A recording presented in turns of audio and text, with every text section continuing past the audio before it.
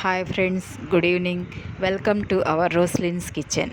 ఈరోజు ఒక హెల్దీ రెసిపీని మీ ముందుంచబోతున్నాను. దానికి కావలసిన ఇంగ్రీడియంట్స్ రాగులు, గోధుమలు, సజ్జలు, జొన్నలు, మొక్కజొన్న, ఎర్రబియ్యం, బాదం పప్పు, జీడిపప్పు, వాల్నట్టు, పిస్తా పప్పు, అవిసె గింజలు, గుమ్మడి గింజలు, పుచ్చగింజలు, సన్ఫ్లవర్ గింజలు, మినప్పప్పు. వీటన్నిటినీ వాటి కొరకు యూస్ చేశాను.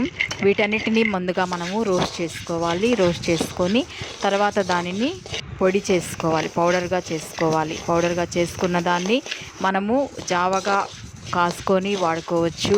లేదు అంటే పాలల్లో ఒక 2 స్పూన్లు కలుపుకొని తీసుకోవచ్చు. లేదంటే దాన్ని బెల్లము, నెయ్యి, యాలకులు వేసి కలుపుకొని ఉండలుగా కూడా చేసుకొని తీసుకోవచ్చు. ఇది పిల్లలకి మంచి హెల్దీ ఫుడ్. తర్వాత వచ్చి వెయిట్ ఎక్కువగా ఉన్న వాళ్ళు వెయిట్ లాస్ అవ్వడానికి కూడా ఇది యూస్ అవుతుంది. ఎట్లాగంటే దీన్ని మనము ఫుడ్ను తగ్గించేసి ఇది జావ కాసుకొని తాగడం వల్ల వెయిట్ లాస్ కూడా దీనివల్ల అవుతుంది. ఈ విధంగా ఇది ఉపయోగపడుతుంది.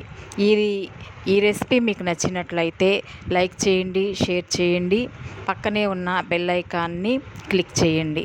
Thank you.